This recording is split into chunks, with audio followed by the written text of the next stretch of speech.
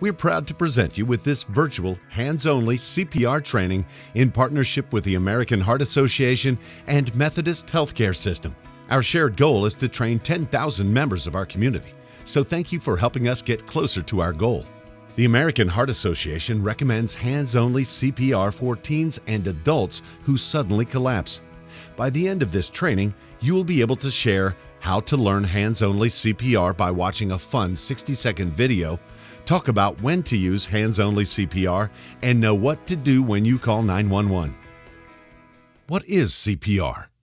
CPR stands for cardiopulmonary resuscitation. By pushing hard and fast on someone's chest, you are acting as their external heart. By doing so, you're helping to pump blood to the vital organs such as the brain. So what is hands-only CPR? Hands-only CPR is CPR without mouth-to-mouth breaths. It just takes 2 steps to save a life. Number 1, call 911. And 2, push hard and fast in the center of the chest at least 100 to 120 times per minute until the person responds or emergency personnel arrive. Hands-only CPR, CPR with just chest compressions, has been proven to be as effective as CPR with breaths in the first few minutes of an out-of-hospital sudden cardiac arrest.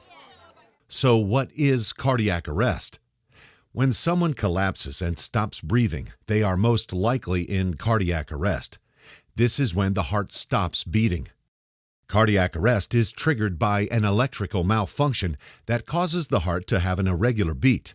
When the heart doesn't beat, it cannot pump blood to the brain, lungs, and other vital organs. It may be abrupt and unexpected. It can happen to anyone at any time.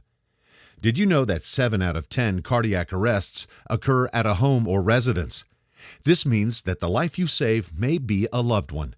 With all of us spending more time at home right now, this is more important than ever. How can you tell the difference between cardiac arrest versus a heart attack? A heart attack is a circulation problem. Blood flow to the heart is blocked. When a person is having a heart attack, they are usually talking to you, grabbing their arm, telling you where they are feeling discomfort. You do not need to administer CPR on a person that is having a heart attack. You just need to call 911 and get them to the hospital as soon as possible. Cardiac arrest is an electrical problem. The heart malfunctions and suddenly stops beating. When a person is in cardiac arrest, they are not talking to you, they are not responsive, and not breathing. That is why you must act fast, call 911, and start compressions.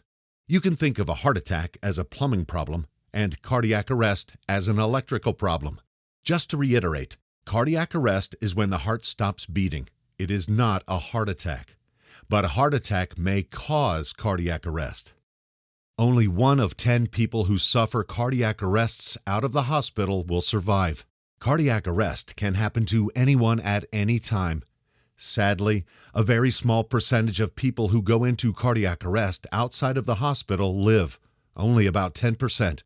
That's only 1 in 10 of our loved ones who survive. And victims may seem perfectly fine. They appear to be healthy. They may not have any previous known problems with their heart. Want to know why every minute is so critical? Did you know that for every minute that passes without CPR, a person's chance of survival decreases by 10%? That means if you wait 5 to 7 minutes for EMS to arrive, that person's chance of survival has already decreased by 50 to 70%. I want to reiterate what I said earlier. Hands-only CPR should only be administered on adults or teens who suddenly collapse and stop breathing. It is not for use with infants and young children. Traditional CPR needs to be used with babies and small children. Have you ever had to call 911? Does the thought of doing so make you nervous? After you dial 911, stay on the phone until the dispatcher provides further instruction. Remember, if you are in a group of people, point and directly assign someone to call 911. If you are alone, simply dial 911 and put it on speakerphone. As a bystander, don't be afraid. Your actions can only help. Remember, when you come across someone who has suddenly collapsed, your first step in performing CPR is to call 911. They'll ask you about the emergency. They'll ask you details about the location. Be specific. This is especially true when calling from your mobile phone, because the physical address of where you are is not linked to your phone number. For example, don't just give the address. Give the address and instructions on how to reach you. I'm on the second floor to the right, or I'm in apartment building 4. Take a right inside the complex. And lead them to you with specific instructions. Every minute is critical. If you speak Spanish only, tell the dispatcher, "Heart stopped, Spanish interpreter." Answering the dispatcher's questions will not delay the arrival of help. Remain on the line until the dispatcher tells you it's okay to hang up. We're about to watch a brief video that will help us prepare to act if someone suddenly collapses. Only 30% of our community is prepared to act in an emergency situation. 70% are not prepared to act, don't know CPR, or their training has lapsed, making them uncomfortable to respond. We're about to change that and empower you to save a life. If you see a teen or adult suddenly collapse, it's important to act fast. Helping to save a life is easier than you might think. Just start hands-only CPR. The first step is to send someone to call 911 or call 911 yourself. Then get directly over the victim. Put the heel of one hand in the center of the chest, then put your other hand on top of the first.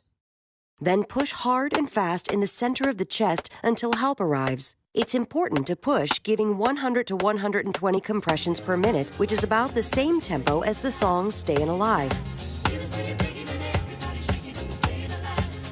Let's hope you never have to use hands-only CPR. But if you see a teen or adult suddenly collapse, don't be afraid to try it. Remember, call 911, then push hard and fast in the center of the chest until help arrives. Your actions can help save a life.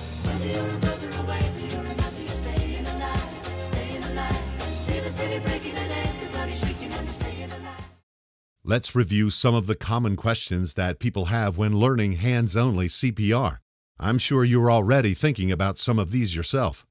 Can I get into legal trouble for performing CPR? Have you heard of the Good Samaritan law? They vary from state to state, but the good news is that here in Texas, as long as you are rendering aid, you are protected. What if someone has an injury? Can I make the situation worse by doing CPR? No. A person whose heart stopped must have CPR to survive. Your willingness to help by administering hands-only CPR can only help. I only watched a short video. I have no other formal training. What if I do it wrong? Without CPR, this person will not survive. Your actions will only help. You are their best chance of survival. You must remember, a doctor can fix a broken bone. He cannot always bring someone back to life. So, what if someone collapses and I'm worried they have COVID-19? Can I still perform CPR? The answer is yes. Simply protect your face with a mask or face covering and do the same to the person receiving CPR. Cover their face with a mask or cloth. Call 911 and begin compressions. Okay, so let's review the 2 steps to save a life. Number 1, call 911. Number 2, push hard and fast in the center of the chest until help arrives. Make sure you are administering at least 100 to 120 compressions per minute. You want to administer compressions until either emergency help arrives or the person becomes responsive. Please share what you've learned today. Give 5 people you care about the power to save lives. Ask them to watch the hands-only CPR video. Thank you for listening. Now it's time to practice. For more information about matters of the heart, visit sahealth.com/heart.